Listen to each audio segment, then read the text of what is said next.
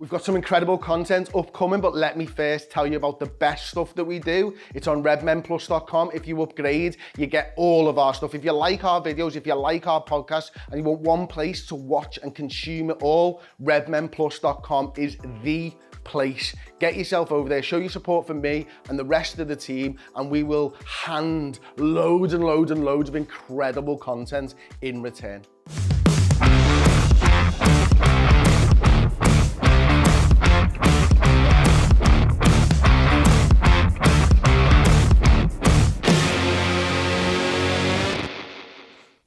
Hello everyone, it is the Redmen Originals podcast. I am Paul Machin, Chris Pajak, Chloe Bloxham, Ste Hall, all in the studio on the couches with me. Hizzo, then. In the Hizzo. I really did. Please do. Go for it. Why not? Why not? Yeah, I did see a random Ben Affleck clip from Jay and Silent Bob's trip back to the day, and it gave me a real hankering to go back and watch it. But great films. No. Great films. Yeah, obviously we've got our wonderful people here in the studio. We're going to be talking about Liverpool, Chelsea. We're going to be talking ahead to the FA Cup. It's Brighton. We're going to be continuing with our agony rant section in the middle as well to make sure we've got everything off our chest that needs to be. We have got a kick-off question. It comes from Ben Finney, and unfortunately it is fractionally too far away from me. There we go. We've got it on the screen. What absolutely ridiculous offer would be enough to make you take the Everton job? Chris? If they could... Ben Ballantyne, by the way. I'm not sure it really works, but fuck it. If they could just... If the internet could delete the picture of me in an Everton shirt, I'll take the Everton job. Just replace it with you in an Everton tacky. Yeah, absolutely, yeah. Good. I would. What you mean, so you have a more up-to-date kit? Well, yeah, exactly. 15 years older. But I'd love to take him down further. I think you'd suit that like black beanie with the Everton crest on that Lampard. No, I don't think I would. I don't think anyone does. They're trying to change the badge on the sly without them noticing, aren't they? Are they? Yeah, they go into that tower. Is it Rupert's Tower or something? They go into that on the sly because they had all that uproar, didn't they, a few years ago when they changed the badge. It looked like a BDSM pig. Yeah, so what they've done now is they've started to use the tower on different things on its own. And now that no one's noticing that they're doing it, and then they will eventually just change the badge. Good on them. So they're literally trying to sneak a badge in past the fans who, I think the form is helping. To be honest, I think they're so annoyed that that badge doesn't mean anything because they've obviously got that nil satis nisi optimum or something on the front. Is this a bit... literally nothing to Everton Football Club. There's someone high up who doesn't understand what those words mean, and it's brilliant. Yeah. Is this a bit like when the Daily Mail talks about asylum seekers when the government are embezzling loads of money and that kind of stuff? It's like, whoa, too busy. So they're having managerial issues and they're just in the back door. They're just changing the branding, really. It's time to change the branding. Yeah. They need to get rid of those words. I feel like you'd take our real problem being the Everton manager. I'd be the same from my family, which is not great. So what would make up for that? I'd like lots of money. Yes, I want to be a millionaire, a multi-millionaire. In fact, a billionaire, and then I could help out everyone else as well. They're But if you're a millionaire, you're not helping out other people. Yeah, but that's kind of like the government, isn't it? And everyone in the government. And every millionaire ever. I don't know. I'd like to... They'd have to pay me so I'd never have to do anything again and I could have everything in the world. They do that with their managers quite well. Yeah, they do. But I'd specifically like to take them down and then them give me that money in the payout. How far down? How far would they let me take them is the question. I'd at least take them to the championship, lower championship, and then I'd want to go down. I would like to take them such that they cross #United on the stairs. I wouldn't mind Sunday League football and then them to never be a thing again. I'd like that as well. Yeah. You might not even have to pay me to do that. I was about to say, the offer might just be, by phone me and saying, do you want to be Everton manager? No, I couldn't do that. I would absolutely be the Everton manager tomorrow. My issue would be is that my plan would be to take them down and know somehow I'd end up keeping them up. Because just like I'd fuck up that badly that I'd be like, you go left back, and it turns out he's like the fucking greatest left back in the world. But I'd go manage him tomorrow. I went to the Boss Kids thing the other day, and there was a guy who half recognised us from the shows. He was talking to me, and he was like, At least Everton are shit as well, or something Sorry, like that. how did he half recognise you? Because you got that laugh on the Redmen TV, just didn't know my name. All right, Tom. So That's exactly how so you that- half so- recognise somebody. so that's it. But We get a lot of that, actually. I get a lot of Pauls. Yeah, I get a lot of LFC TV, and Oh, I go, yeah. well, technically, you know, yeah, sometimes. And anyway, he went to at least Everton a crap, and I was like, yeah. And he said to me, if we finish 9th or they get relegated, I'll be happy. I'll take that season. And I was like, all right, yes, I kind of understand it. I'm not that thrilled with being 9th myself, but there's a lot of Liverpool fans out there now who are taking a little bit of comfort in the fact that the Blues are crap as well, or well crapper. So I would just do it. And the issue I've got is that I'd probably be better than the last 5 they've had. There's also a template for how to ruin them. There, you just copy Rafa, wouldn't you? Or Lampard, or Martinez, or Silva, Aldice. Ferguson. No, Aldice was good. That's the bad thing. Yeah. He's the last one who done half well. Yeah, but he ruined them in so much as you've done your break glass option there. You know what I mean? They've just got to get him back You then. say that, but there's a big Sean Dyche button about to be pressed. I'd love it. I'd have to just wear a suit though, because you're right. I can't have an Everton logo on me.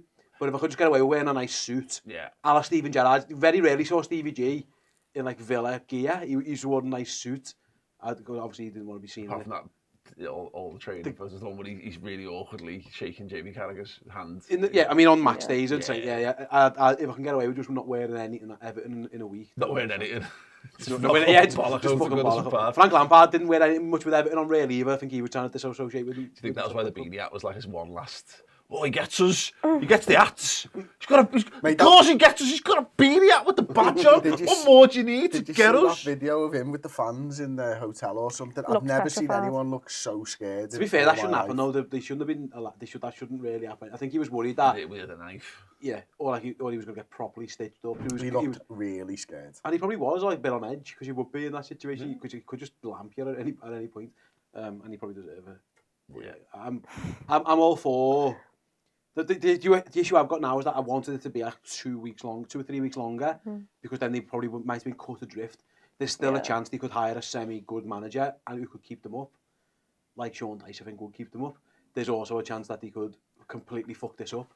I'm waiting with bated breath for them to do that. Listen, we're going to talk more about Lampard and Everton in the podcast extra this week because it's always good fun to laugh at the misfortune of you. Especially we're rubbish, but you're rubbish, yes, and that's fine. Yeah, definitely. I'm the same as you. I'd just take it. I'd have the job. No. I mean, I'd have to be really well recompensed I know, but you just said you'd take it for free. Therefore, you're not being paid. No, I mean, I want a wage.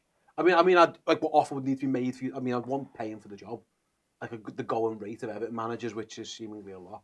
I mean, but like, I wouldn't need to be incentivised to do it, other than the millions of pounds wages. As much as I love working here, if someone offered me a couple of million to go, probably I'd want more than a couple million.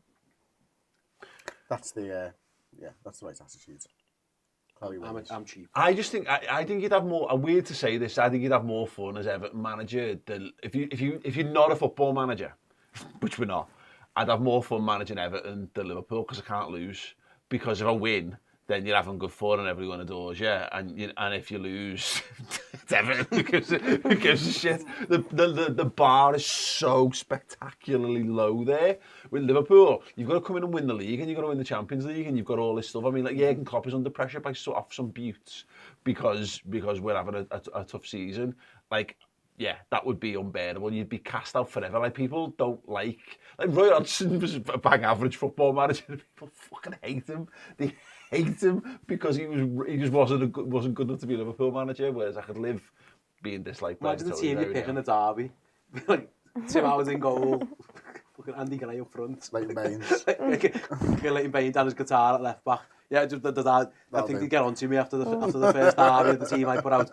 Tom Davis would still be in the team, obviously. He'd be captain. No, you don't need 11 lads. I think you can beat him with 9 today. To be honest, I could just put the team they got now out. People think it's a fix. We're doing a very good job of drawing out the not talking about Liverpool 0, Chelsea 0 chat. Guys, well done. I commend it, but unfortunately... I've done fucking 5 shows on this, that's why I haven't spoken to any of you about it, I don't think. No, nor I. I want to start, actually, with the FSG out protest. Yeah? Is that what we're still calling it? I mean, I don't know right? We've got to say it's the intonation, which implies that it was a gang of absolute meths on the internet. I say gang, I mean like a small handful of internet meths who made this sound like it was a thing. We say when in handful, reality- it got thousands of likes, so I'd like to know where you thousands of people were. Well, I like things to remind me to look back at them and laugh. You know, So in you time, liked I it. mean, I remember having someone call me out from another Liverpool show, podcast, whatever, years ago, saying, "Why are you liking this post about us doing something or other, something negative?" And I was like, "Oh, it's just interesting. I generally use the likes so I can Find stuff again, so I can yeah. find stuff after the Bookmarking. fact." Yeah, exactly. Yeah. Like, fair enough if you want to protest, go ahead and protest. If you want to organise one, that's what I find it baffling that you can organise a protest and then not turn up to your own protest. That's what, like, fair enough if there's people against the owners and there's valid criticism of these owners, and if people want to, if you're that strong about it, you be you. But you then can't not turn up to your own one, and then your argument has zero credibility. Like, if you like, and I got some message. I genuinely, I wasn't even being facetious. I was on here and I wrote, "Can someone let me know how the protest gone?" Because I wanted to know for the show. And then I got loads of people going, you're taking the piss. And I was like, no, I was genuinely asking how did the protest go, because I was going to talk about it on here. No, because you I put in the group, I said, yeah. someone tell me where it's meant to be from and what time, because my understanding was the cop bar, which I when you say the cop bar, and you thought the same, was We went to the the bar cop in the cop, which is called the cop bar. But David Lynch put a photo of the one that's called Cop the End. Cop End. It's got Kenny bar down Dalglish's the road, face. That's you the know. one that I told Chris, because me and Chris were going to go and stand there. And Chris went, it's not that one, let's walk on. But to the And it was that point, one. I It want to wasn't that one, know. though, was it, Chloe? The Cop End. It might have been. It definitely wasn't. Well, it There was wasn't. no one Everyone there. showed up, yeah. It was nothing because it was, I mean, it was imaginary. They took guerrilla warfare really seriously. Yeah, blended in. Yeah, camouflage. Yeah. Maybe they went as, Do you know what imaginary the people. biggest problem that they've got? They haven't got a face. Yeah. And like, there is not one of those people Or who... a pube between them. Yeah, well, agreed.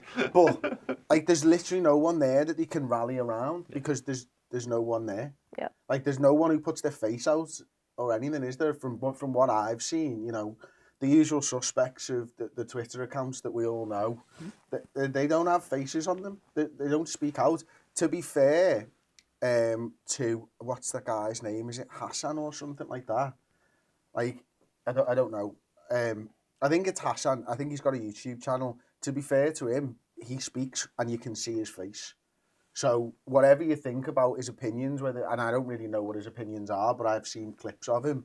At least he's there talking about it with his real face. Yeah. So fair fucks to him. Whereas all the others are just Twitter accounts with pictures of Klopp, or even worse, their Twitter is like a mixture of Coutinho and Klopp. Yeah. Like, one of the fellas who absolutely tried to rinse us and Klopp.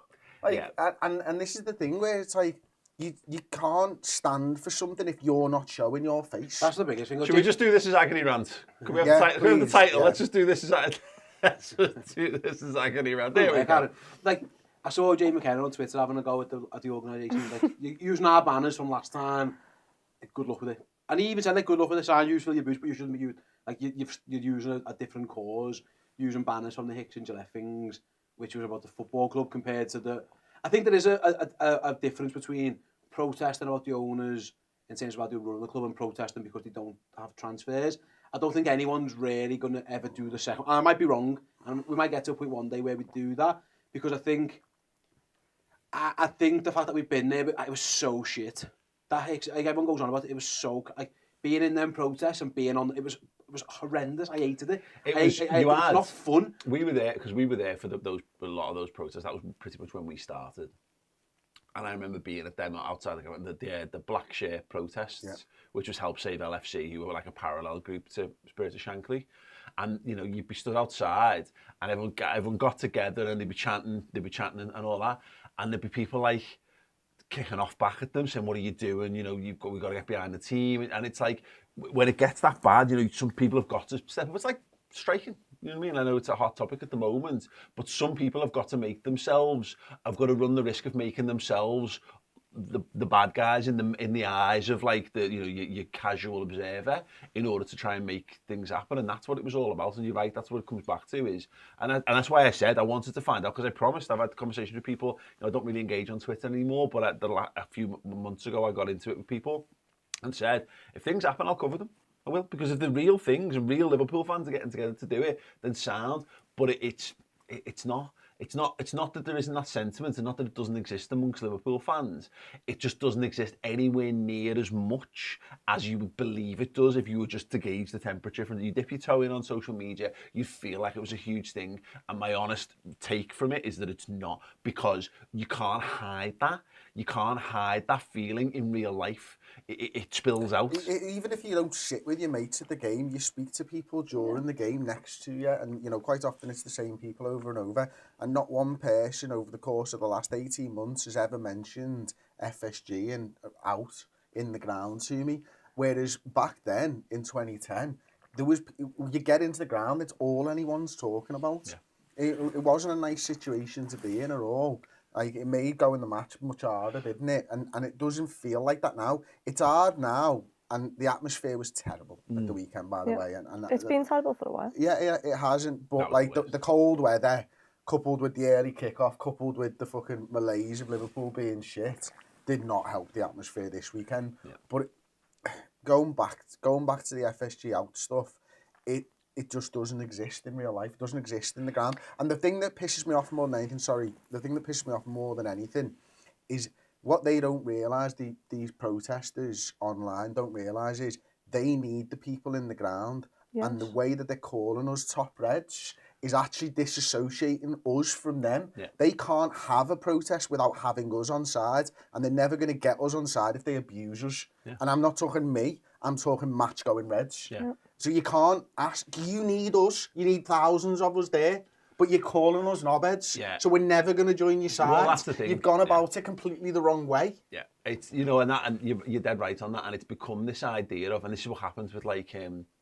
when you get entrenched in a view, and you become, what's the word, sort of radicalised on something that, you know, can happen online, is where you're bombarded with something to the point that it seeps in and it actually becomes a really core opinion to you without you realising that it's happened. But rather than look at it and go, hang on, why aren't these people kicking off, and why are they've started, it's created this division where all of a sudden, like, there must be something wrong with people who go to the match, and there's something wrong with people from Liverpool, like they're somehow blinded to it, and I'm above this and I'm away from this, so therefore, and you find ways to rationalise your, but instead of going, oh, I think I've got this wrong here, you double down. You double down, but you find fault with everyone else. I know, you know, I say that when you think that everyone's crazy apart from you, it's not. It's you that's crazy. And that's the real tough thing about it, because you're right, because it's polarising. And ultimately, it's not, because the narcissistic echo chamber of social media amplifies things. You're in a little bubble, and it starts to filter out. And mostly I'm seeing, like, lots of sensible people, the remaining sensible people on social media, going, I shut the fuck up or what this is about, and then getting piled on by a bunch of random faceless accounts. And what happens is, all the good and sensible people just bin it off and stop arguing back. It's not worth the time. Well, and then how are you going to get people to get into an FSG out thing when they've all muted it? Yeah.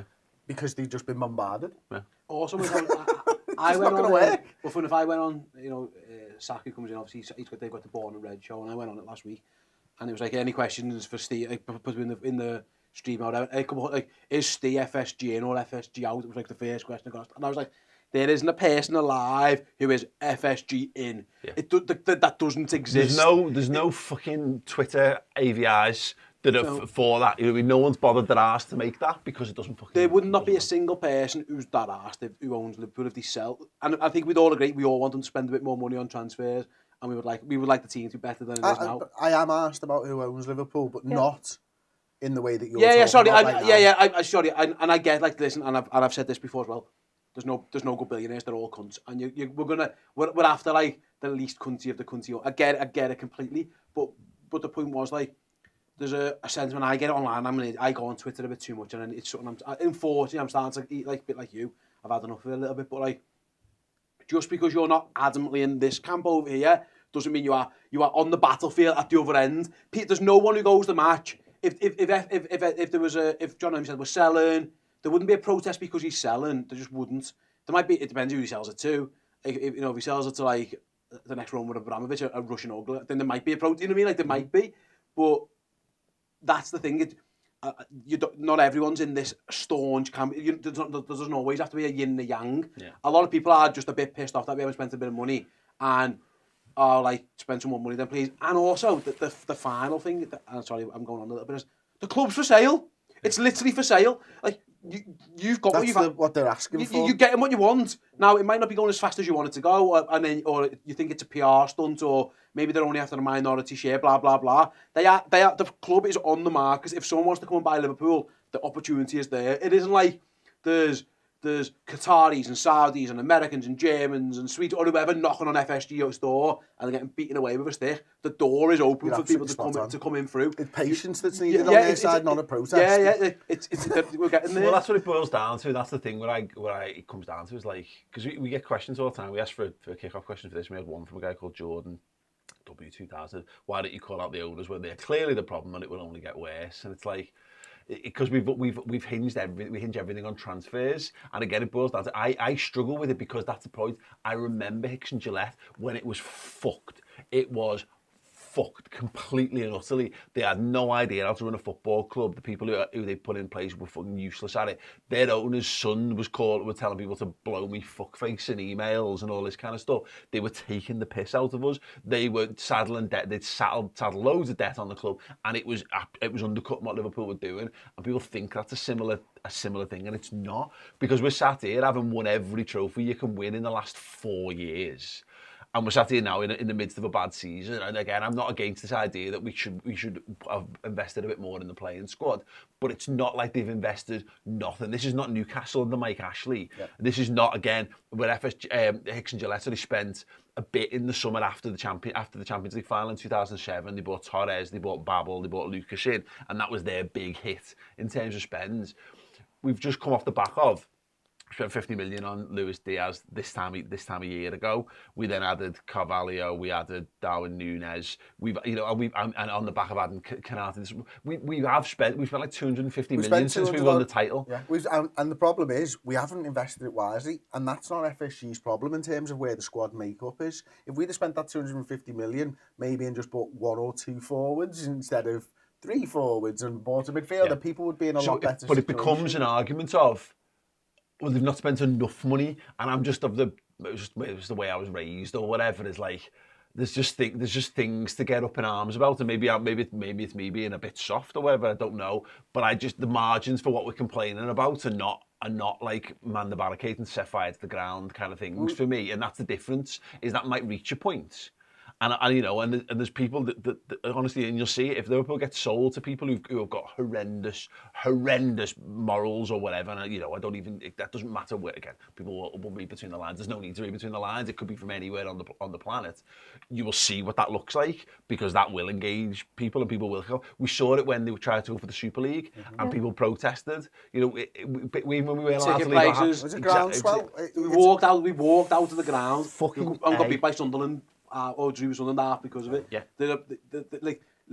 We are not scared of protest in this city. They tried to trademark the word Liverpool. It's our city. Yeah. You're not doing that. Yeah. They also tried to put people on furlough when they're a multi-billion-dollar company. We fumed about that. The thing about FSG is... But we didn't just fume. People did stuff about it. Actively, and obviously, it got reversed. Each thing that they've majorly done wrong, they've always had to reverse it. Why? Because of the outrage from, and a lot of other fans around the world, but also matchday going fans. We feel like we get phased out more than anyone else does, matchday going fans, because we're not what they want to build their company. We go and we'll use the bars and stuff, but we're not going to go each game and buy loads of memorabilia or go to the club shop every game. That's not us. Every season, because we go there, we'll just go to the game, maybe buy a drink on the concourse and go home. That's all we do. So it kind of feels like matchday going fans who really want to go, and you can see this with the ticket situation as well, where you can't just give it to someone who wants to go and take the lad and who wants to, be at the game and for other reasons can't be there every single game. But it's also a case of, I think FSG, look, I'd love them to spend more money. We need to buy midfielders that everyone knows, but also if they're now putting us up for sale, if they go and spend all this money, it's not going to be cut off the price or anything that they're going to get. And there's also a case of there's been much worse owners, and we've been through it. There's probably been better owners somewhere else along the line in other different football clubs. You know what's encouraging for me though is Arsenal probably going to win the league this season, and it's really annoying. Yeah. But at the same time, Arsenal are not a mega funded club. They're not a club. They've spent a bit. But they've spent the same way. But we spent exactly, and we did the same. And they've built over a number of years. They've come up. They've done it the right way. They're a massive club who can generate more revenue. They've done that, and they've trusted in a manager and they've trusted in a process. They didn't copy Manchester City. They might have copied it in terms of maybe a bit of playing style because that's Arteta on learning under Guardiola. But they've done it in like the right way. Players like Liverpool. And exactly, and that's just what we're just on the chain, and they might not get it back round again, and if they don't, there'll be wholesale changes. But it's one of them. It happens. I'm encouraged by Arsenal doing. I'm encouraged the fact that City are struggling. You know, there was a point made in the ESPN article, wasn't it? You see it doing the rounds of like basically all the clubs that have played the most games in the last 18 months are fucked this year. Us and City, I know it seems weird to say that when they're second in the league. But they're not them. They're not. And, you know, West Ham, Leicester, Chelsea. 90 odd games Chelsea, in a year. Exactly. 20 odd more than Arsenal, I think it was. The only reason Manchester City are where they are is Erling Haaland. And the thing is, they went out and they did that and they secured that. And that's, okay, and then maybe that comes back to the point that they've got slightly deeper pockets, but they haven't really. They're just prepared to bend the rules more than most. And everyone knows that. And that's not an attainable thing, that, you know what I mean? Or it's certainly not something to be admired. Well, not in my eyes anyway. But Liverpool also tried to do that. Liverpool couldn't get Erling Haaland, so they went out and got someone else who could be a guy who could hopefully inject some life and some energy into the attack. In fact, they bought two guys. They bought Diaz and they bought Darwin Núñez. And Diaz got injured, and Núñez just hasn't quite clicked into gear just yet. But you look at like who scored for Man City, it's like in the Premier League, it's like Erling Haaland 25 goals, and then there's one guy on 7, and then there's a 5. I think Foden's got 7, and then there's like 5s and 4s. Their numbers look exactly the same as ours, except they've just got a Haaland on top of it. They're struggling with it. We're having different levels of struggles. We'll come back around again. But the sale thing confuses the whole thing. I also think, and you guys, this is my opinion, so you correct me if I'm wrong. I'm not sure we'd ever protest on-field stuff. Like, as in, we didn't really protest Roy Hodgson. Really. No. He sang a little bit of Hodgson for England in the ground, but it wasn't like. I feel like when again, maybe it's. But that's how we behave. I think the protest, and again, there are people, and you are entitled to come to Liverpool if you don't live here, and if you live here, you're entitled. Go to the ground and buy a flag and organise a protest. Fill your boots if that's what you want to do. I don't think. But also, don't be surprised when someone walks over, tells you to fucking wind it and fuck off, because again, Liverpool's fan base is self-police, and I've seen it. I've told people off in the ground for being bellends. You know, we had it with the homophobic chanting, and God knows we fucking know it. And we've been at the coalface of that for a decade. You know, we've learned about it. Everyone needs to be educated about it. I've turned around and told people to shut up when they've sang stuff. I've seen it where I've seen kids trying to do Munich chants or coach greetings, and old Scouse fellas turning around and telling them to fucking shut the fuck up, because. And this is about education, it's about buying into the culture. And this is why being from Liverpool's got nothing to do with it. It's people who go, I really like this football club, how do I learn more about it? How do I become more integrated into it? We'll take it from the people who've had 5 generations in their family raised them how to be a Liverpool supporter. Learn from those people. I still learn more about Liverpool from my dad than I learn from anyone else. And if you haven't got that, then you've got to find a way to jumpstart that. But I think some people do they're a bit removed from it, and maybe they're just a bit too. I don't know. You know, it's like into their own takes on it to there is times when you're in the ground. And it's something my dad taught me is, you know, you always clap them. Even if they shoot and they miss, there's a reaction, oh, fuck's sake, or something like that. That's fine. But then you go, catch yourself, and you fucking support them, and you clap. Yeah. And if there's anyone ever near me who's not like that, I make sure I do it fucking really loud. Yeah, so clap for them. Right in the fucking ear. Yeah. So, you know what I mean? That's how you're supposed to do it. That's how you support the side. You'll never walk alone, and you're at the end of it because you do it.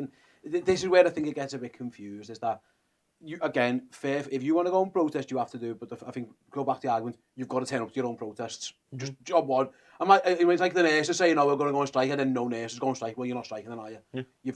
You've put something forward and no one back. Do you know what I mean? So you've got to turn up. And second of all, like I say, the division that we're causing, it is causing. And again, Twitter's not real, so you've got to be careful. But it can be shit. I'm seeing good people having their heads bent by it, you know what I mean, and being like, and again, it's like radicalization. It's because if that's your exposure to Liverpool culture, it's like an open nuclear reactor. Social media. I'm doubly showing Liverpool a crap and triply showing when it's in a transfer window, when, let's be honest, Liverpool don't historically go fucking mega in transfer windows, but you're bombarded with it constantly. And maybe you're in and I've said this before, and this is the slight difference from people outside the city. If you're from London, your WhatsApp group are filled with your mates, and they're all United fans and they're Arsenal fans and the Chelsea fans, and in any WhatsApp group there's always the butt of the joke at any given moment. Doubly so again when it's a football related one, because you can't even retort, because your team is your ammunition, and if your team's crap, then there's a big pile on you, and so that becomes even harder to kind of deal with. And I'm totally appreciative of that, and that's something we don't really experience in that way, so I can't truly put myself in the those last time shoes. we experienced that in a WhatsApp, you just left. Yeah, probably. Statman Dave. Yeah. He tried to do something after I think, and you just went, nope, left the group, and that was that. Yeah. So Paul can't deal with it. I'm still in the group. Yeah. He's never said anything else. Yeah. Nope, that's not the place, not the time. But that's the thing. I get that it feels on top, but I'm worried about that. I agree. And the divisions that it causes, because also there are people who are opportunistic, and there are people who. There's also non-Liverpool fans who want to jump into it. Oh, but also I think stoke the fires. I've got to be careful how I say this, because I don't want to insult people. But like, there are, if you say certain things on the internet, you're going to get reactions for it. And I do think there are people who might not believe what they're saying, who do this because it's, well, if Liverpool are shit and I can't get attention on ourselves by talking about the footy, then we need someone else. And I do believe there are people. Can I give you a good example of that? It's that lad who does the mad songs. Like, I love his spirit. It's not my cup of tea. But and there's people who do it's a bit crap, in all honesty, but it bangs and it gets major numbers. And if you're doing something that's getting major numbers, for your boots, you're succeeding, aren't you? And you're right. I think there is, and I think there are other YouTube channels and there are other podcasts who have made this their almost personality, because they see that's how you get. There's obviously a thirst for it, because there is like sitting here and having a whinge is loads more interesting than sitting here and going, it's good, isn't it? You know what I mean? You get it's like having a good like gab about someone or something. Misery loves company a little bit. I love the city. I love the morals of the city, and I feel like that's reflected in LFC, in Jurgen Klopp. I love the culture of going to a match day, and you've got fans from all over the world who support us and really support us, and they'll bring a scarf and they'll go to the game, and it helps us out because it gets us more revenue as well. But I love how they come. It's like when a kid goes and they get to experience that moment of walking onto the concourse, walking up to the stadium, and realising, wow, this is so different to what I could ever have imagined it. And that's what I think. I think people who can't go to the game, and we are extremely fortunate people to ever be able to go to the game. We're fortunate to do this as our job. But those people, because they don't have, like, all of our mates support Liverpool, or if they don't, they support Everton. You can have banter with them. Over there's people who can support any team, or even a local team, so they don't really have that. So they go on Twitter to go and speak to other people and make friends. But the thing is, Twitter is toxic. Twitter has two different sides, and if you get caught into the one side, they can make you think that, and you can get pulled into that. And when you go to the actual game, you realise how different it is, and that's fine. Look, if you have, and people take that personally, like using that as an insult. People Exactly. who don't go. I'll give you an example the other way around. Everyone knows here. I might have said this before. I'm a Vikings fan on air. Yeah.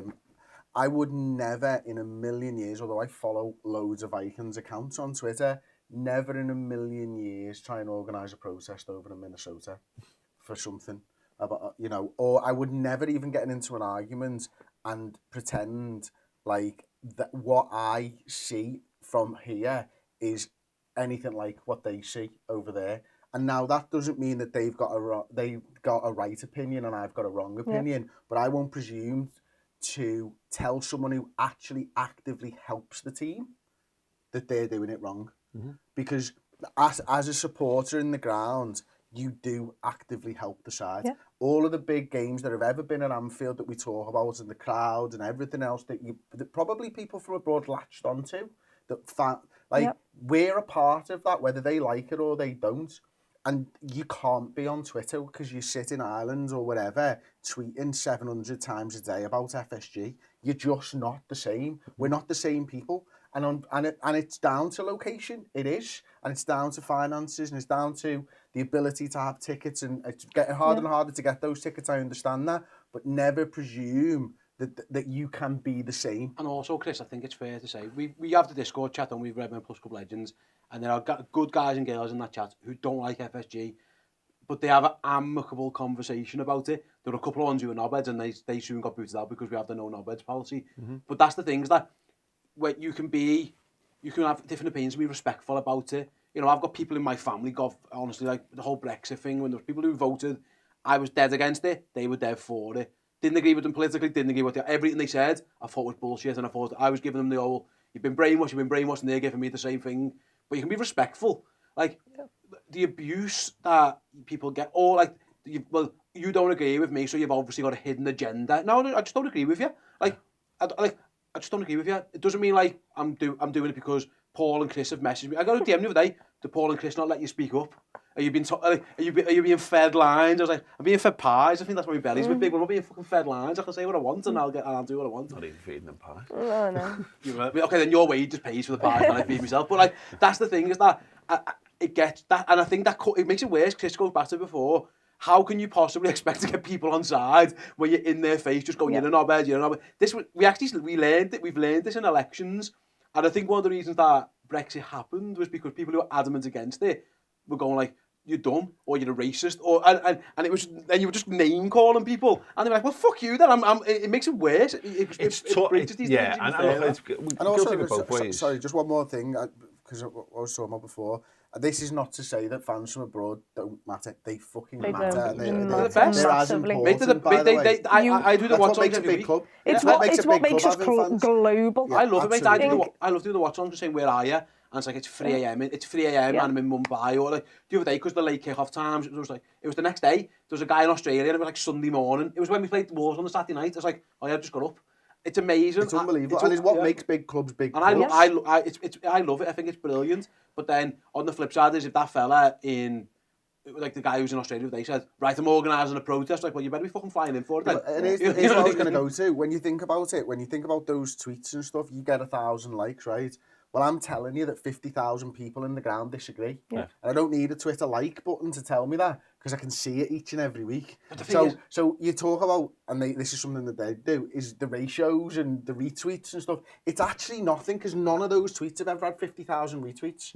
And there's 50,000 people in the ground every single week that disagree with you, but there's no fucking button that says we all disagree. It's just, we show it. It's hashtags and fucking plain banners. It's passive-aggressive fucking feeling like you're adopting a cause. It's like, I've got a member of my family who always changes their header Twitter profile or their Facebook to whatever the cause in the moment is. So they'll have a Ukrainian flag on, or they'll be changing to the blackout thing when everyone was like for Black Lives Matter, and all these things. And these are nice gestures, and it's like retweeting something, making you feel like you're somehow taking an active part. You're not. You know, when trust me, people will know, when you're truly passionate about something, you'll fucking know. You'll know it because you will find yourself in a car or in a plane or a bike or walking randomly to get to somewhere because you'll have no choice. When you find your cause, you'll bloody know about it. I tell you what, and that's what happens. It's like, major causes actually don't get organised. They're spontaneous. They happen when they need to happen. People are drawn towards the spot, and it's hard to explain that sometimes. I know you might feel in your heart of hearts like you've spotted something here, and this needs to happen. But sometimes you've got to kind of read the room. And unfortunately, Twitter is not the room. You know, you've got to find other ways of looking at it. The problem is that it kind of is. It kind of is for a lot of people. And No, but it is. You're in the wrong room, is what I'm saying. You shouldn't be using Twitter to read the room, because Twitter is not the room. That's the point. Is that like I'm a Green Bay Packers fan. I'm literally wearing the jacket here right now, and I'm saying this case like I get all my interaction with other Green Bay Packers fans online, so that can happen. And we're shit. They've been shit this year, and there's a lot of people saying the shit, but that's the only interaction you get. But what you've got to then notice that it's not indicative of a fan base, because there are 50,000 people who go to Anfield. There are 30 million Liverpool fans worldwide.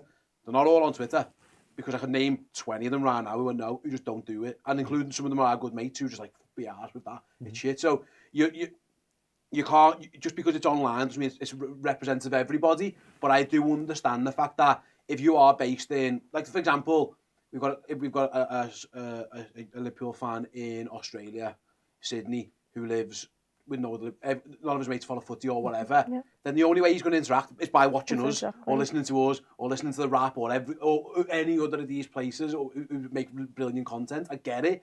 So, but what you've got to then be wary of is that, like, we've said this plenty of times, we are not the voice of Liverpool Football Club. We are the voice of, I'm Ste, and you're Chloe, and you're Chris, and you're Paul. And I think what happens is, like, nobody can speak for the fans, because the fans are individual people. And if I want to go... You're not the Borg, basically. Yeah. It's a Star Trek reference, Dave. I don't really get that. But I could, if I wanted to, I could go to Anfield and I could protest tomorrow outside the ground, and I could, and it's up to me, and I could do it. I would do it for certain topics. There are certain things that and in fact, we've done it. The Super League stuff, there was a protest. When it looked like, the Hicks and Gillette again, where the rumours were they were going to sack Rafa. We were in the middle of a Champions League group stage, and there was a spontaneous march on Anfield. This is like, probably even, that would have been the very early days of Twitter, possibly not even before I even had a Twitter account. Yeah, and people took, like, thousands of people marched round Anfield. They got the big gilded gold photo frame of Rafa, and we marched in support of Rafa Benitez. And I was at home. I didn't have a ticket for the game that day. I didn't have a season ticket back then. And I didn't even have a car. I had to borrow my dad's car. I had to tell I borrowed my mum's car because my dad was at the game. And he went, and I drove to Anfield, protested, and then drove back. And that's like, we were living in Colleys at the time, so that's like half an hour odd drive to the ground and back. So more an hour round trip to get to there, more with the traffic to get there and blah, blah, blah. Just so, because I needed to physically show my support for that. And again, you'll see it. And I know it's hard. You feel it because social media is a construct. It makes you feel like what you're doing is more real than it is. Like it has a real impact and stuff. But, and all I'll say is that's my big worry about is I feel sorry for the good people, for the really good people who do need that as their interactions, and they are, without even realise it, being fucking poisoned. It's like when you find out, like 6 months later, there's been a leak in the nuclear reactor that's down the road, and your whole family have been poisoned without you even knowing that it was nothing to do with you. You were just living your life, and you've just under the undercurrents have tainted you. And there are good people with good opinions, educated people who have got a really strong opinion about FSG, but they are being misled into feeling like they are part of a movement, and they are not. There is, again, it is honestly, it's because you see the same names over and over again, and they're all the people who are horrible to people online. That's the point that gets me. They are predominantly dickheads, and sometimes, and again, go back to your Brexit point, and that was my point on Brexit was always, look who you're in the fight with. Find out if you've got a strong opinion on something, who else shares that opinion, and look at the character of the people who share that opinion with you. And when I looked at Brexit, I looked at all the people who were on side for leave, and it was all Nigel Farage and those kind of guys. I was like, that was enough for me to make a strong opinion, and that's what I'd say on the FSGLs. And goes back to your point, there just seems to be the people who do put the faces to it, and I'm aware of that lad, but I've never watched any of his stuff. But I know I've seen a couple of people, and they're all very angry, very miserable, dead down on the players. Kind of. I'm also sorry. The one thing they all share is they all it's defamation of character. That's how they attack other people, and actually that's not what you should be doing. And this is my point, is that like there are valid criticisms about this owner, and I think it's a perfectly valid point to say I think they should sell. I'm in that category. I think FSG should sell. I do. But what's annoying is I am not going to go around saying FSG out there because it's for sales, Steve. No, but also, it's a bit like you. You end up on side of people who are nasty. Like, be nice to people. Like, I can say to you, you just can't. I think they should sell. I think they're trying to, and also they are trying to sell. But that's what kind of. I do. Sorry, Steve, just to cancel that. I must admit, I've been horrible to some people. I don't mean like personally, individually targeted people because they're all a faceless mess. They've all got the same. I can't pick one out from the other because they've all got these mad Twitter accounts with no face. I don't really know who any of these people are. They might be bots. They might be people who don't support Liverpool. There's literally no way of knowing. So it's more of a broad like exasperation with some of the mad shit that comes out is what annoys me. So when I speak in broad terms about people, I'm sorry if I catch good people in that. But again, sometimes you've got to, and it becomes a bit of a binary thing. The problem is, you're right, is that I don't care enough about Liverpool's owners to go to bat for them in a super strong way. I only go for it in a broad sense of I just look at how good Liverpool have been. That's enough for me. But that's not. There's no counter tweet. There's no like. There's no equal and opposite reaction. You're only saying that, mate, for the access. Well, this you're only saying for the access, but that's great access. That's the point. Yeah. This is exactly it, and it goes back to the thing at the beginning that I said, where it's like, if you want the people on side, stop calling us dickheads, stop calling us top reds, stop making lies up, slander about us taking money off an owner that we have no dealings with whatsoever. And it's not just us, it's the Anfield Wrap and anybody that's ever met anybody. Every Liverpool journalist. So what you are doing is you're calling us all knobheads, and you think that we're going to jump on your side of the wagon. It ain't going to happen, mate. Yeah, no. Because you call me a knobhead, and I'm more likely to punch you than fucking join your side. You know what I mean? And that's not something I do. But like, you know, since when has anyone gone, you're a fucking knobhead, you're a fucking knobhead, you're a fucking knobhead, you're a fucking knobhead, you take money off them, your fucking missus is ugly, fucking this, fucking that, can you join me? No. No, I'm sorry for looking at you. You say that right, the whole way through that. Year 4 Steve Hoare, that was my flirting technique. Pull the girl's hair, I fucking hate you, I fucking hate you, I fucking hate you. Yeah. But it's also a case of, you can see the difference between Twitter and in the ground because of how much slander the players get. If someone's had a bad game, yeah, say it. Say you've been pretty crap. But again, you're allowed to have an opinion. You then go to the pub and you whinge and you moan about all these things, but you leave it there. You don't go. You go around the player's house and knock on his door and go, "Yeah, mate, you were shite," because generally you calm down. But of course, tweets live there forever. No one. We've been saying this for years. No one ever goes back when they've calmed down and deletes their angry reactions and stuff. You don't, because who gives a shit? Because in your head it's gone. But actually, you don't know how your stuff permeates other people's timelines and feeds. And now we're in a world where there's loads of banter accounts who are desperate. I did the Beth Victor show this week, and it was like they were commenting on a tweet, and the tweet was the hell of FSG is nearly over, and it's like, oh God, stop trying to, you know, we're all guilty of it. Oh, Arsenal fans say this, United fans say this. No, some beaut who's been retweeted because it's dead funny seeing angry reactions is actually being held up as somehow like the voice of an entire fan base. 0-0 against Chelsea then? Oh no, honestly, anything, I'd rather do this than talk about that. On the point, actually, Scott Hawks, our good friend, sent in a super chat and actually illustrates your point perfectly. Just wanted to wish all well before I pass out. Hopefully the Chelsea game is the die-hard of recoveries in that it felt like walking barefoot across broken glass, but everything will work out okay in the end. Yeah, let's certainly hope so on that. Just very quickly, Chloe, on the Chelsea game.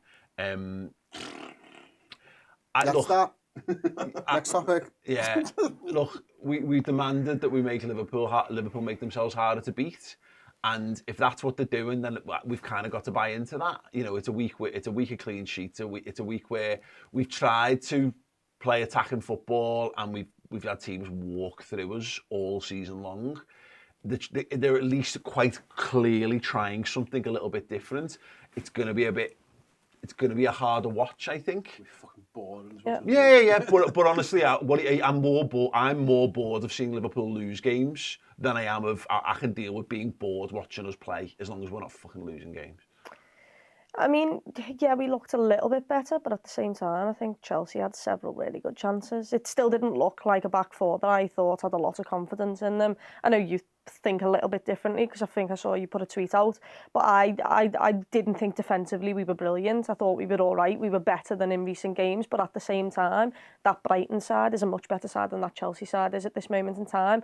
I mean, that Mudryk came on and could have scored 3 goals if he actually would have had his finishing boots on. And what did he come on in the 75th minute?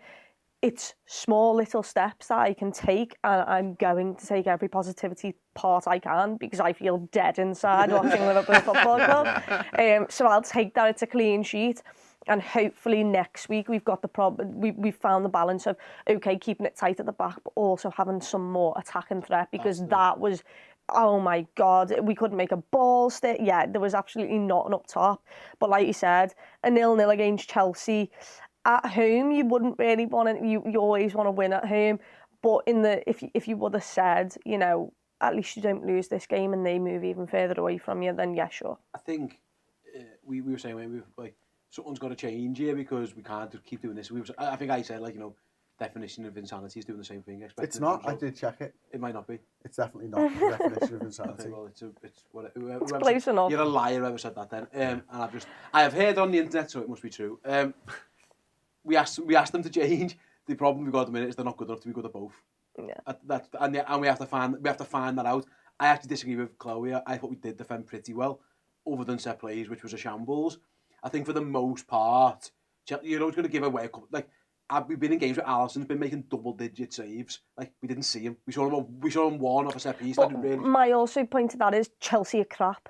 Look at their front. Look at the entire team. Wolves are crap. But the Wolves game in the FA Cup at Anfield compared to the Wolves game at Molineux, with similar-ish teams for them, but Liverpool changed. Kelleher didn't have to make a save.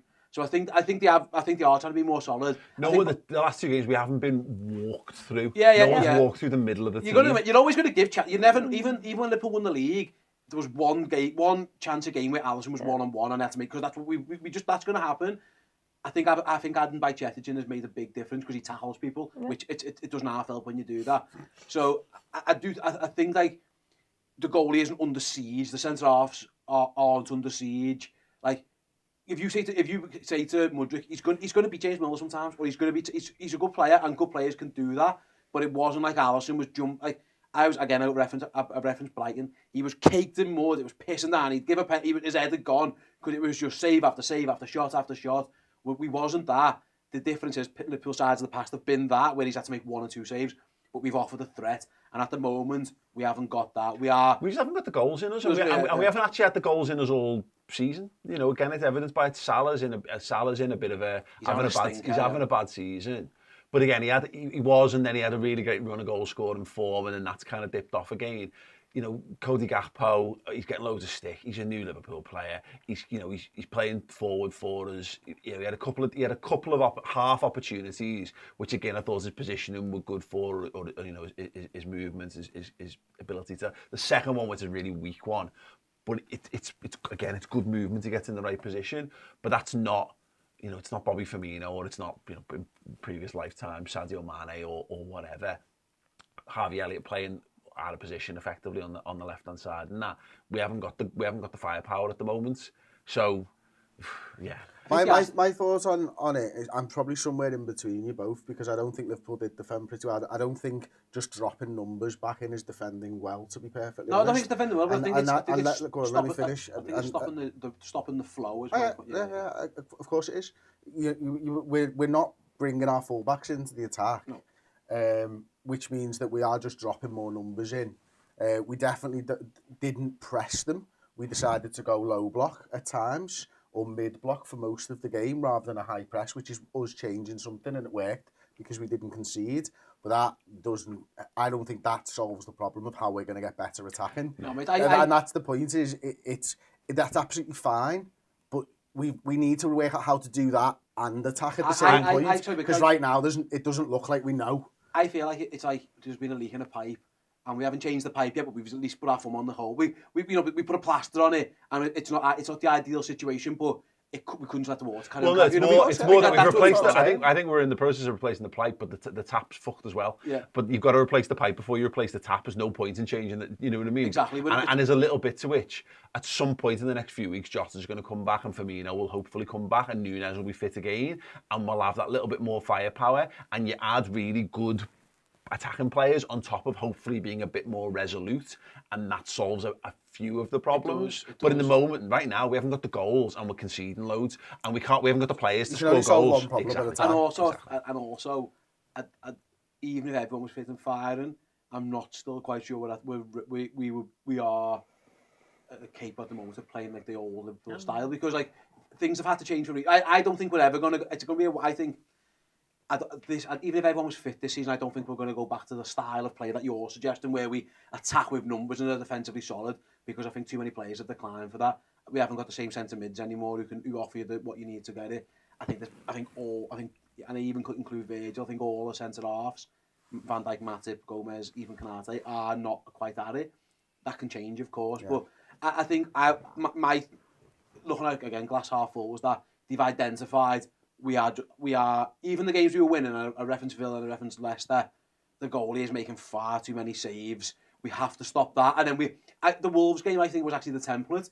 We're going to try and make ourselves as difficult to beat as we can, and we're going to hope one of those lads up there does something magic and scores. Now that isn't a sustainable plan, but it's sustainable. It's they're earning the right to play football at the moment. You've got to earn the right, exactly. And you've got to earn the right by not conceding goals. You've got to reboot, and I think it was kind of, I agree with the notion of like, well, come on lads, we are good, we'll get this working again. This, at least to me, says they've identified, they're not stupid, they've gone, well, with this, we've tried this and it's not worked, now's the time to try and flip it round. We've got a game a week now for a few weeks where we've got a chance to actually work on some stuff. But look at it, we've lost 6 games in the league this season. For comparison, we've won 8, drawn 5, lost 6. Newcastle, who are 3rd in the league, have drawn 9 this season. And what we need to do, and it's really tough because we've gone from being a team that wins, that loses 1 or 2 games a season, to not being that. And it's mad to get your head around it, but we've got to go back to basics of be a team that learns how to fucking draw games first. And then when you get to the end of the season, you're frustrated. It's the draws that have cost us, Well, we'd all fucking bite your hand off for that. Again, that's what we need to get back to. And then when you've learned how to draw, you learn how to win more games. We've got to stop losing. We've got to stop losing football matches. We've got to stop conceding the first goal, and we've got to stop losing football games. And that's got to be the mission for the next couple of weeks. And then you decide where you're at, and then you can hopefully add more to it. I am excited to see what this current midfield looks like with the good attackers on as well. So if it's by chance, it's Thiago Naby, but with a Jota or a Diaz or even a Firmino, because at the moment it's 2, and whoever's on the left wing is just dossing about doing a job. Whether it's Chamberlain, Elliott, Jones, whoever it is, they're just Carvalho, whoever it is. If you could get me, it needs Nunes on there. If it's Nunes or whatever, whoever, if it's Nunes, Gakpo, and Salah, or get Bobby back in there, whatever. I think this midfield has got the capability to be a bit more box to box, and also or offer a bit more protection to allow Robertson's strength to go. I think it has got that potential. Bajcetic just needs to get the ability to finish a game, because at the minute he's a young kid, but like.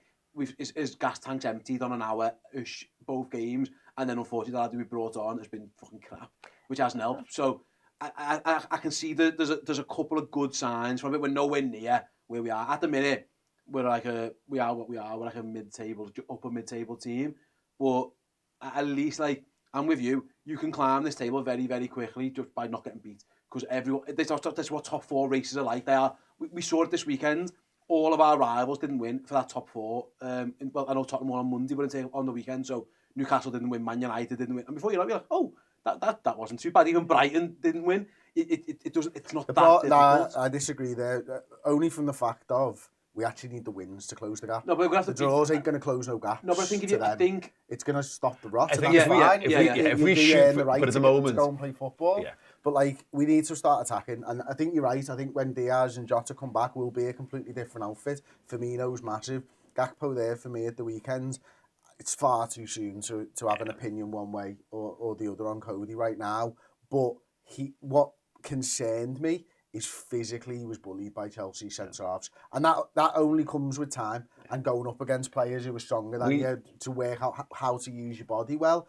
That was a concern in that one. Bobby would have had fun with that. Yeah. He'd have enjoyed that. We can't afford to shoot. A completely different outfit for having him up there. We can't afford to shoot for wins yet, because we need to put the foundations in place. And I agree, wins are going to make the big difference. You're not going to get anywhere by drawing every game of football. But that's the point, is that you can't. We're not good enough yet to go out and go back to playing attacking football, because if we were, we'd just be doing it. We've been trying it all season. We're ninth because we've been trying that all season long. Right, sorry, Steve, we need to move on, because we're well over time on this. But yeah, Yeah, it'll be what it be. It's a bit crap at the moment, but fingers crossed. One thing we'll do more on this in the build-up to, but Spine Cop, we're putting flyers out on the Cop ahead of the game. We've been doing stuff on social media to organise like a flag day for the Merseyside derby. So yeah, it could be the last one in a while. It could be. Hopefully. So yeah, if you've got flag scarves, Unless we're both in the Championship. We are only 14 points off bottom. Fucking hell, Chloe. if you've got a flag, if you've got a scarf and you go into the derby, then make sure you bring it along. Right, yeah, very short break from us, and then we're going to be looking ahead to Brighton versus Liverpool in the FA Cup. My Liverpool Debut, a new series, exploring where it all began for a number of Anfield favourites. We had that belief and nothing was going to get in our way, nothing was going to stop us. I was just fortunate to get my chance. I'm about to wear the red strip for the first time and play with all the wonderful talent that I was in awe of. And the travelling Liverpool fans started singing my name. You can imagine how special that felt. Football saved my life. It was amazing to be part of that lineup with that calibre of players. I knew I deserved to be there. I knew I deserved that chance. I knew I was ready.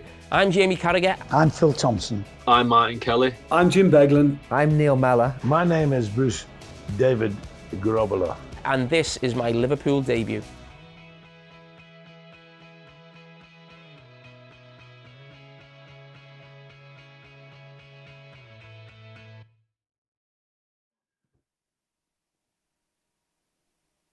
Hey, welcome back. Yeah, do get involved in my Liverpool debut if you want to have a welcome distraction. You need Liverpool in your life, but you can't be arsed with this current Liverpool in your life. Then get closer to some of the heroes of the past who all got to pull on that famous red shirt and make their debut. Hear their stories, all episodes streaming now on redmenplus.com. Right. We should do one of those on our game at Anfield. Was it last season? Or the season before? When we you played? played. Yeah, we should do one and see how much I can actually remember of the day. You were so pissed that day. It was dead funny. Yeah, it was good fun. It was very good fun. Anyway, Brighton, the Liverpool players now, Abad, you want to see the first thing I did when I got on the Anfield turf? My word. Was that the one where you just went? I tried to turn left and fell over. Yeah. You fell over a few times that day. So pissed still from the night before. Brighton versus Liverpool, FA Cup. Chris, these pricks again. Liverpool, yeah. Agreed. Both fucking hell. Yeah, again, fucking hell. I'm not even over last weekend yet. I'm a back panic. This is what concerns me. I suppose I'm probably why I was feeling more like closer to Chloe's opinions on the game at the weekend. I think if we come up against a good side and we defend like we did at the weekend, we're going to get absolutely pulled everywhere because I just didn't see enough there. I'm concerned that Brighton knock us out easily, to be honest with you. And, you know, the last game was a real eye-opener for me, and it probably was the last... Any last remnant of hope that this Liverpool side could turn it around quickly disappeared with that Brighton game. They absolutely embarrassed us because they showed us what a good side plays like. And I'd not seen a good side for a while, to be honest with you. Yeah, you go from being like, oh, you know, we're in bad form, but, you know, X amount of reasons where they're just getting the rhythm back, they're just doing X, Y, and Z.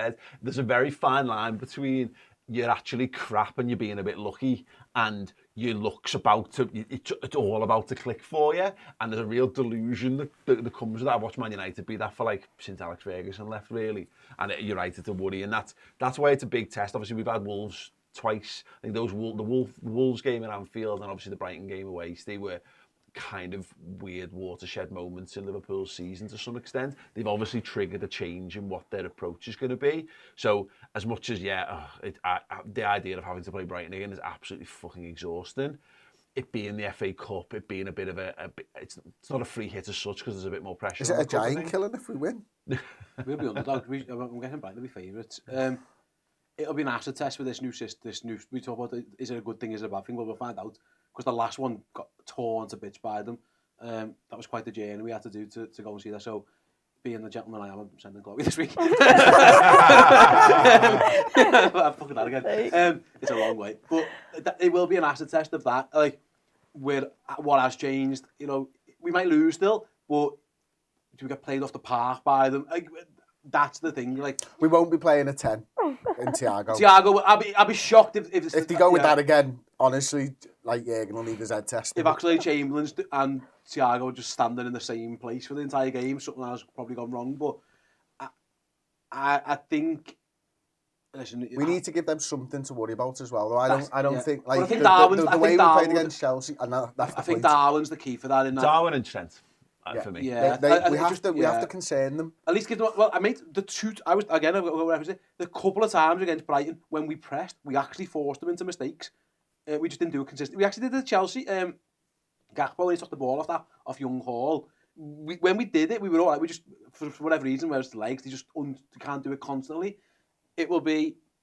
I'm interested to see if it's like, did we just do what we've done in the last couple of games to stop the rot, and then there's a progression to come? Or are we just that now? Are we just that? And with that, we're going to be that for a long time. And this is what happened toward the end of Rafa, exactly this time of year where we didn't win the title in 08-09. We started the next season rubbish. And we got to January and he had to go back to basics. And our fans really struggled with that.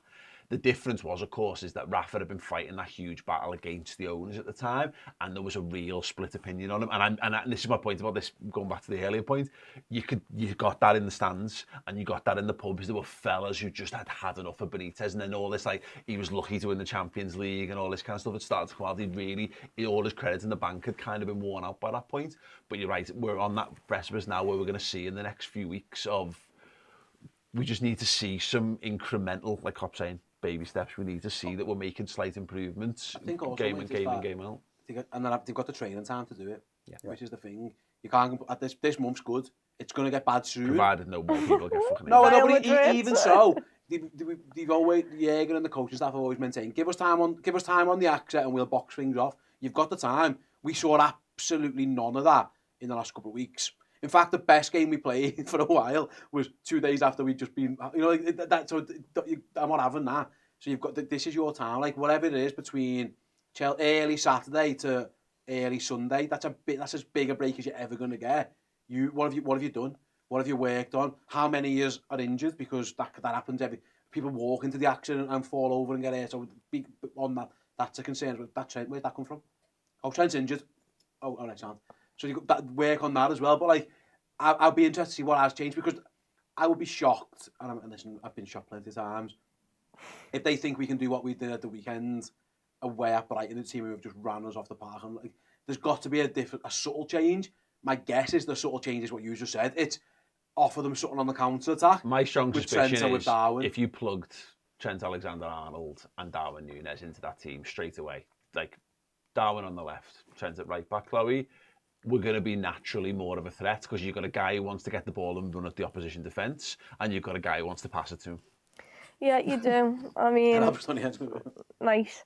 Yeah, look, Trent's unbelievable at passing the ball. We know that. You can pick them out from anywhere, and Darwin's always on the shoulder, so you'll give the defenders something to think about.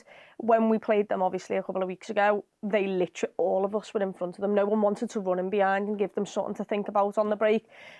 So, yeah, that'll help us. But going back to what I said earlier against Chelsea, I mean, you turned around and went, we were all right at defending aside from every set piece. That's not good at defending. That's not good at defending. And therefore, I am concerned, because they bullied us all over the park. Like, they do 1-2 passes and your three midfielders would be nowhere. So someone was going to have to foul them, or a goal was going to come. We can't be naive and play like that. Kick them in the first several minutes. Get them, play. Make it a nasty game of football. Yeah. Make it. They're horrible. Brighton are horrible, aren't they? And in like the way you want your team to be, they are gnarly bastards. They love like scrapping and pulling and kicking and all that kind of stuff. But do that whenever Everton come to Anfield, you always think to yourself, they're going to make this tough. They're going to literally fight for everything. They're going to make it a scruffy game. Liverpool, in terms of doing it scruffy, the problem is that we genuinely give people things now anyway. So maybe that's not the best thing to do. But what you need to do is you need to catch them on the break, make them thinking behind, but also the marking from corners. I just don't know what we did in the month off, the 6 weeks off in the World Cup, because every set piece, I'm thinking it's a goal. I don't think Liverpool would have worked on corners that much. I think they had too many other problems to fix. Like, the 60 minutes of open play football would have been a big concern for them, to be honest. One thing I'm interested to see with this game is where he plays Darwin. I was about to say, the general consensus, the general consensus is you play. Probably people are thinking we're going to play Darwin on the left. But I'm thinking, I get that, and I think Darwin probably is best on the left, but what's the future? Like, if he plays Darwin on the left and Diaz comes back, where does Darwin fit into the side? Because you're basically telling me that Darwin's not a centre-forward almost, and that's the big thing for me. Because I said when we signed Gakpo, I think he might be the long-term replacement for Firmino. I've seen a lot of people start come around to that now as well. Is Diaz the right winger when Mo goes? I'm struggling to see the joined-up thinking here at the moment. I think at the moment, you've just got to find something that works, haven't you? And you need pace. We've got Salah just doesn't look on it in the same way, and Darwin is just so electric. You need to give him space to run into to terrify people. I've no idea how fast Gakpo is. Is also the point. I don't. We've not really seen him do that, and I think you're right. I think ultimately, I think the plan will be far more fluidity in the front three. So you want lads who can do both. So in any given moment, when Darwin's naturally drifting out to the left, you want someone who's desperate to go and get in the centre because it's their chance to be between the sticks. Right now, it's interesting because we saw it in the Wolves game. Gakpo from the left, and he played that ball over to Salah when he was questionably onside, offside, whatever. That's what you get from Gakpo, I think, when you put him out wide. But he's also, I think he feels like from the left, he's the kind of guy who does he want to sit deep and orchestrate a bit too much. At least with Darwin, he's desperate to just run. Yeah. And so at least you're just gonna stretch teams when you play him out wide, and then you let Gakpo just knit things together a little bit, and then worry when Diaz comes back, you work out what you're doing then more than anything else. It's got to be. I agree. Is that it was Duncan? I think put Colwell. I think at the back, wasn't it, against us? They never had to turn around once. They were never facing their own goal at any point in the game. That's it. So it was easy for them. Everything was easy for them. Whereas if Darwin's there, at least you've got to worry about that. He'll be offside 5 times, but the 6th one he might time it right. Whatever. And it gives you an outball because the issue we had against Brighton was that we just kept kicking it back to them into space and there was no one there. It is a concern. I'm not sure Gakpo's a centre forward, if I'm honest, but I wouldn't be shocked if he stayed there again because what I actually thought he did all right against Chelsea was that you can't play the ball into and he does keep it. It was quite basic, simple stuff, but it was sticking a bit because again, go back to the last game against Brighton. Every time we kicked it long or cleared it was just coming back. It was wave after wave after wave. So I think he'll stick with the same midfield, and I think he should. And I'd be interested to see how Bajcetic does in that one because I think he's done well against good teams, like decent. It's mad to think, but Brighton are better than Wolves and they are better than Chelsea. So against a team who have literally in the last couple of weeks ran rings around us with it in the midfield, I'd be keen to see. Mate, Adam Lallana had the freedom of the Amex. Yeah. And that goes back to my whole point on this because I think everyone's now Bajcetic. I think he's such a talent. I'm so excited to see what he can do. And obviously, people forever will remain indifferent one way or the other, or hyper one way or the other. Naby Keita and Thiago, etc. I want to see Henderson have a good game. I want to see Fabinho have a good game as well. I don't think we need to be totally wedded to. They've both had a bit of a time off now. They've had a little bit of rest time. We need some of the other lads actually need to come in. I don't want to see Fabinho, Thiago, Henderson necessarily restored as the midfield today. There'll be times for it, there will be, and there'll have to be. But I'm hoping this is a game where, because Adam Lallana proves the point, is that we're getting a bit lost on. Oh, they're old and they're all this and that. You can turn in good performances. Where we're struggling is to turn in 2 good performances back to back, and we kind of had that. The Wolves, the midfield, looked knackered by the time we got to 60 minutes against Chelsea, and we then hung on a little bit too long, and then we put Harvey Elliott back into it, who'd done a big shift. On the subs. Yeah, it was, That's my worry though. The subs made us worse the other day. Every time Fab's come on, he's been crap. So to see them from the start, that's what I'd be concerned about. And you're going to have to rotate it at some point because Stefan Bajcetic he's not used to playing 90 minutes week in, week out. Thiago, you never know when he's going to pick up an injury. Naby Keita might not even be available because he's already picked up an injury. This is the problem. So you're going to have to change it at some point, and I don't know if you can rely on them because what I'm still seeing from them in drips and drabs is that they come on and they just make us a worse team. I disagree a little. I get your overall point, Paul, but they've earned no right to be rotated back in. I get at some point they have to. Well, you don't know that because that's based on our 90-minute view of 90-minute views of football matches. One of my points is they're training every day. Okay, but even I get that, but whatever training Fabinho did before he come on against Chelsea, he must what was he doing? Because, oh my God. So I think you've got to go with it. And Jürgen said the other day, didn't he, his press conference, the door was open for Stefan Bacchetti and he's walked through it. It is shit. It is. He's Liverpool's DM now. So it's up to someone else to take it off. I mean, I think I'm probably talking more about Naby Keita, if I'm being honest, is that I thought he was good against Wolves, I thought he looked good in his cameos, but he didn't have there was nothing about his performance against Chelsea that went, this guy's got to be the absolute main man for us in midfield moving forward. It's like he didn't shit. But Naby can't. So someone else is going to have to come in. We need other lads to come in, and while Fabinho and Henderson, are there, yeah, I want that. I want our senior lads to step up because we're going to need everyone. Everyone's going to need support. I'm really pleased with Bacchetic, and I think Thiago's risen to the challenge quite well in the last week or so.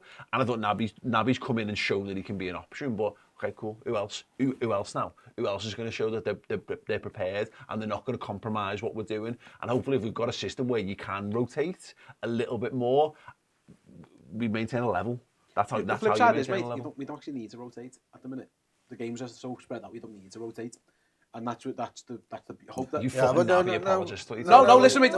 We do, though, because we know that they're going to get injured. That's the flip side of it. Yeah, that's the flip side of it. We can't just have Henderson come in after a month off. No, and then he's come on. He's got to come on. Yeah. He's got to play games. You can't just come on for 20 minutes and then 20 minutes, 90. He needs 60s, he needs 70s, as much as we don't want to do it. Paul's right, he needs to be in the flow. He might not be the first name on the team sheet anymore, and he's far from the first name on the team sheet. I would say his best performance this season came in an England shirt, if I'm being quite honest with you. Yeah. I think he's been really poor this season, but with a little bit of rest and all that, you do hope that he's going to be able to come back in him. And you said it, Adam Lallana is the perfect example. He was slow and fucking tired 3 years ago when we sold him, and he ran rings around all of us. So it's about condition, it's about being used at the right time, and that's what Liverpool need to get back to. We can't just play the same 11 players every week. Because Bacchetic, Thiago, Naby Keita are not going to play. Yeah. And I know we're not playing 2 games a week at this point, so that you might be right in that regard, Steve, that this might not be quite the time for it. But that's what I'm saying. It's feeling encouraged about what we're doing. I really want to see someone else now. I'd like to see Jordan come in and have a really good game for us because it gives you the. Yeah, but you can't. But Milner's not going to play this one, and I think Milner's leadership on the pitch has been important. That always gets underrated. So Jordan Henderson can have a bad game, but still be a good captain on the pitch in terms of what he does and what he gets around him. Play him right back then, put him 10 in the middle. Well, yeah, but we could do with that. We need a bit of that on the pitch. Super chat, as in Mahmood, thank you so much. Says love the new studio, guys. Boss. Yeah, well, I get to. It's comfortable. Yeah, obviously we'll be doing loads more on this. Are you doing the build-up show this week? Yes. Excellent. Who you got on? Friday. I'm working on that. Mick's coming in. Mick Moran from the Copeye podcast. Yeah, that's Friday. I'm not sure who else. Yeah, I'm still working on that. I had one and then they bailed on me. Brilliant. So we crack on. But keep that to yourself. In future, whoever it is will be brilliant, I promise you. There you go. Brilliant. Fantastic, Steve. I'm sorry. You're doing deep dive? I am indeed doing deep dive. Me and Josh are going to do something again. We've not set the topics yet, but I saw a tweet, and quite often these things come from something I've seen online. I did see a tweet about the amount of shot that Alisson's facing this season, and I wanted to dive into that a little bit more. So that could be one of the topics, but not set on it yet. Chloe, how's your week looking so far? Going to Brighton? Yeah, I'm going to Brighton. You look made up. Yeah, what a Sunday that is. Don't go then. Hell. No, of course you don't want to go. Steve, who's done nothing but whinge about not getting to enough games, has turned down so many games. One game. No, it's so Which many game have you turned down? You've turned down Wolves, you've turned down Brighton, you've turned down... I don't turn down games, me. I go all. I'll go to Newcastle. Oh, look at that. Oh, right, yeah. There we go. Yeah, that's fine. I'll be good. I've got Jano on Thursday. Neil's back on Thursday as well. I'm desperate. I want to know what this Mason Mount stuff, because it feels like there's proper legs in it, doesn't it? Yeah. I'd love it. I think he'd be boss for us, you know. You know what? I think he might be a bit rubbish, but I think he suits. I think Jürgen Klopp sees Adam Lallana in him. Yeah. You know, and I know, and again, people have weird opinions on Lallana. when he was that spell when he the early days of Klopp, and it was all energy, all pressing, great control, great vision stuff. Didn't score loads of goals, but he fit really well what we did. There was one pass from Mount at the weekend. He did not in all game, but there was one where he played like an over the head, volleyed cross, and I was like, oh, you know, just a little moment, like, okay, I can see. There's a reason Jürgen kept going back to Lallana, even when his legs had fell off, because he wanted something like that in his team. So it sounds like there's something in it, doesn't it? Like it's coming from reputable. I'll get Neil to weigh in on Thursday. Lovely comment here from MightyRed_97 as one of our YouTube members. Says, I'm from South Africa and I run a Liverpool fan account on Instagram, and I get told every day that I can't support the club because of where I'm from. So thank you so much for sticking up for us. Absolutely. We stick up for people who are passionate about the football club. This is the point. We all love Liverpool, and it's a funny thing. I always tear around my head of like, nobody loves Liverpool more than me. But it's not to mean that you don't love Liverpool as much as me. It's just that I fucking adore Liverpool Football Club. There's thousands and thousands and thousands of people all sat up on this tier of how much we adore Liverpool Football Club. But that's the point, is that, you know, it should be a shared love with people. You know, we all want Liverpool to be good. We all want Liverpool to be better. And that's what you were talking about before. It's about buying.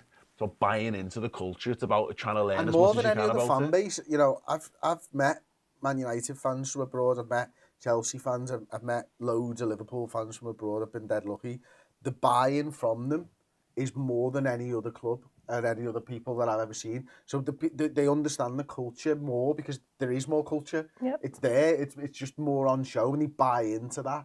Well more than fans of your Man Uniteds and your Chelseas abroad.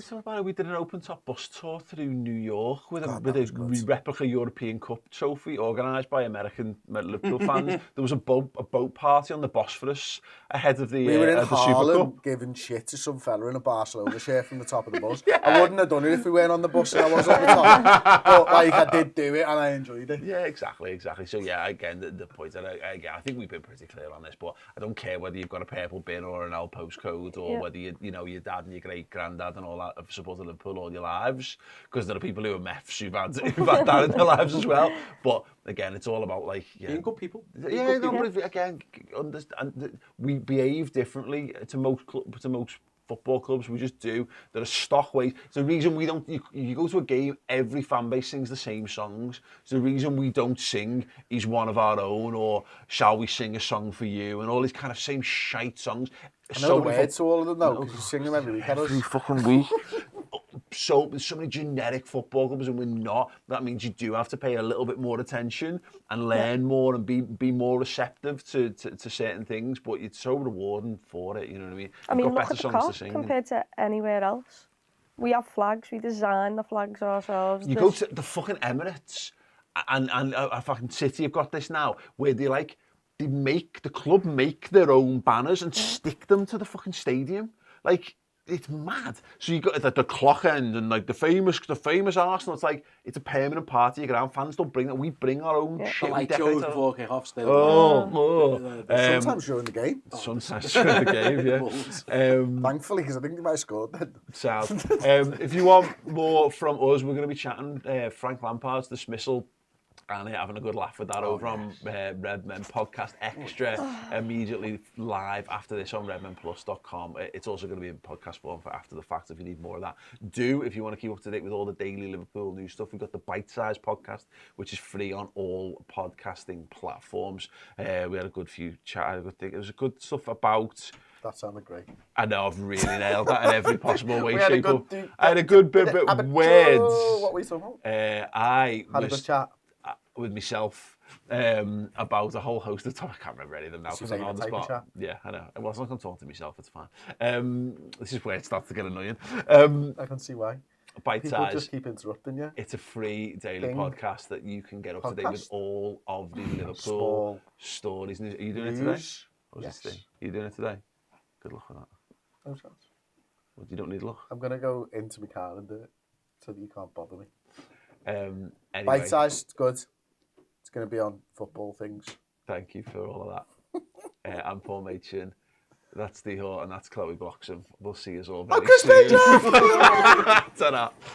Hey everyone, hope you enjoyed that show. I'm sure you did. If you want even more amazing Redmen content in your ears or in your eyes, come and join us over on redmenplus.com. We've got absolutely amazing interviews, features, documentaries, and even more of the shows like you've just watched. So yeah, head on over to redmenplus.com and become a Redmen Plus club captain or club legend. I promise you won't regret it.